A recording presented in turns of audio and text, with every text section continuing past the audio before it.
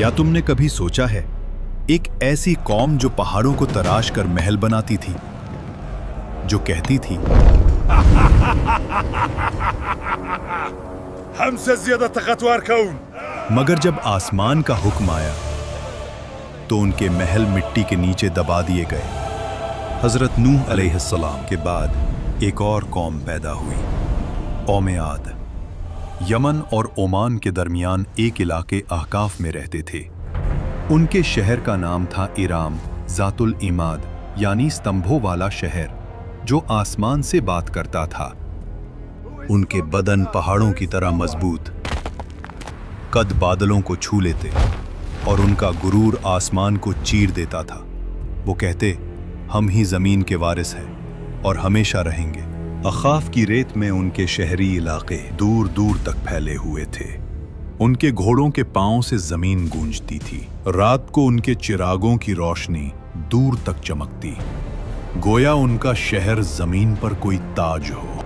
और वे अपनी सभाओं और बैठकों में अक्सर एक ही बात कहते, हम जैसे लोग दोबारा कभी पैदा नहीं होंगे।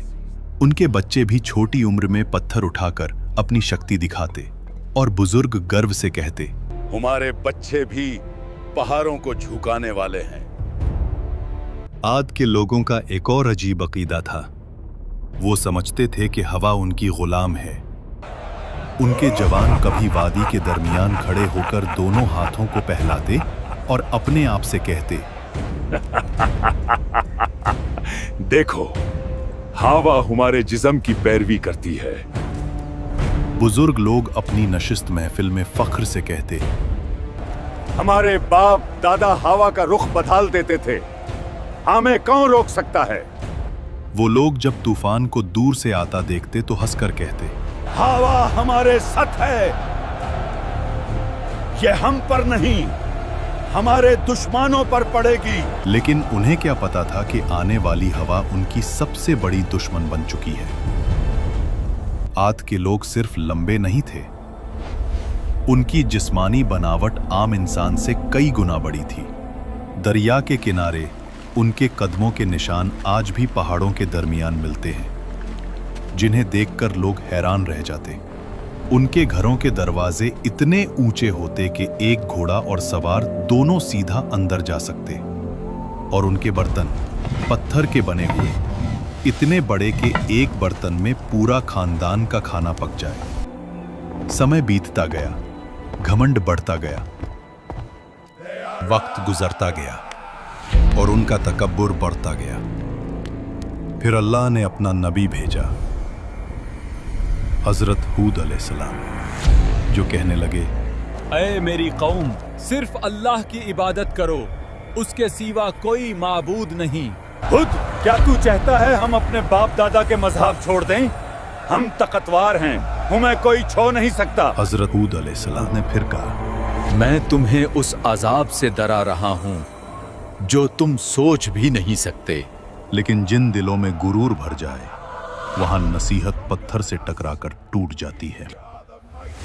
हजरत हूद अलैहिस्सलाम रोज उनके बाजारों, उनके महलों, उनके दरवाजों के पास जाकर आखिरी दावत देते।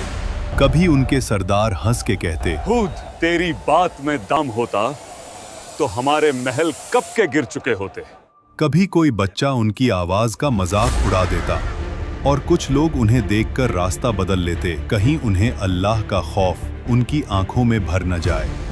एक दिन हूद अलैहिस्सलाम उनकी असेंबली में गए, जहां उनके सरदार सोने के तख्तों पर बैठे थे। हूद अलैहिस्सलाम ने कहा, अल्लाह की बनाई हुई कुदरत का निजाम देख लो, तुम्हारी ताकत कुछ भी नहीं। मगर उनके सरदार हंस पड़े। ये छोटे वादे बंद कर, अगर अजाब आता है तो हम अपनी ताकत से उसे रोक लेंगे। अजाब से कुछ दिन पहले आद की वादी में एक अजीब मंजर हुआ। रात को आसमान में एक गहरी गूंज सुनाई दी। ना बादल गरजा, ना बिजली चमकी, मगर वादी में ऐसे लगा जैसे कोई दूर से पुकार रहा हो। आद के लोग इस आवाज को सुनते और आपस में कहते, यह तो पहाड़ों की आवाज है। हजरत हूद अलैहिस्सलाम जो कहने लगे, ये रहमत की पुकार नहीं, ये तंबे है। दूसरी रात जमीन हल्की सी हिली, मगर इतनी कम कि सिर्फ जानवर बेचैन हुए। देखो, इंसान हंस पड़े। ज़मीन भी हमारी ताकत से डरती है। उन्हें नहीं पता था ये जमीन का आखिरी एतराज था। फिर आया अल्लाह का फैसला। सबसे पहले उन पर कहत आया। 3 साल तक एक बूंद बारिश ना हुई। नदियां सूख गईं, बाग जल गए, जमीन पत्थर बन गई। लोग आसमान की तरफ देखते रहे, कब बारिश आएगी। लेकिन आसमान से जवाब आया, खामोशी। पहले साल उन्होंने कहा, ये तो मामूली सा मसला है, हम ताकतवर लोग हैं। दूसरे साल प्यास ने उनकी जुबानें सुखा दी। खाली मटके दीवारों से टकराते, जानवर प्यास की वजह से गिरने लगे। तीसरे साल आद की जमीन से वो हंसी, वो फक्र, वो आवाज ही गुम हो गई जो कभी आसमान को टकराने का दावा करती थी। और जब लोग हूद अलैहिस्सलाम के पास आए तो वो उन्हें देखकर रोए नहीं, बस इतना कहा, अब अजाब का वक्त करीब है। फिर एक दिन 3 बादल नजर आए, एक लाल, एक सफेद और एक स्याह।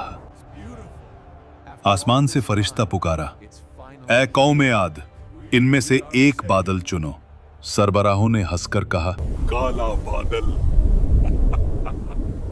उसमें पानी है, रहमत है।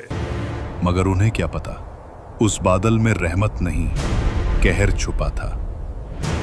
आसमान स्याह हो गया, हवा ठंडी हुई, लोग नाचने लगने, चिल्लाने लगने। देखो, बारिश आ गई। लेकिन वो पानी नहीं था, अजाब का तूफान था। पहला झोंका आया, धूल और पत्थर उड़ गए। आंधी के हर झोंके में उन्हें लगता कि हवाएं उनका नाम मिटा रही हैं। दूसरा झोंका, पेड़ गिर गए, जानवर उड़ गए। उनकी सारी मूर्तियां, उनका सारा फख्र, उनके बाग, उनका शहर, सब हवा में बिखर रहा था। रात को लोग अपने बच्चों को बाहों में दबा लेते, मगर आंधी उनकी चीखों से ज्यादा तेज चलती। तीसरा झोंका, इंसान हवा में छिन गए। उनके महल्लात जो कभी सुतूनों पर आसमान से बात करते थे, अब रेत के नीचे गल गए। 7 रात और 8 दिन तक वो तूफान चलता रहा। आसमान गरजता रहा, जमीन कांपती रही। उनके महल, उनकी शान, सब मिट्टी में मिल गई। अल्लाह ने कहा, और आद को तबाह किया गया सख्त गर्जदार आंधी से, जो 7 रात और 8 दिन तक उन पर मुसलसल चली। और जब हवा रुकी तो सिर्फ सन्नाटा था। रह गया सिर्फ रेत का समंदर और गिरे हुए तने, जैसे खजूर के खोखले तने। लेकिन उन चंद लोगों को जो हजरत हूद अलैहिस्सलाम के साथ ईमान लाए, अल्लाह ने बचा लिया। उन्हें पहाड़ों के एक गार में पनाह दी गई।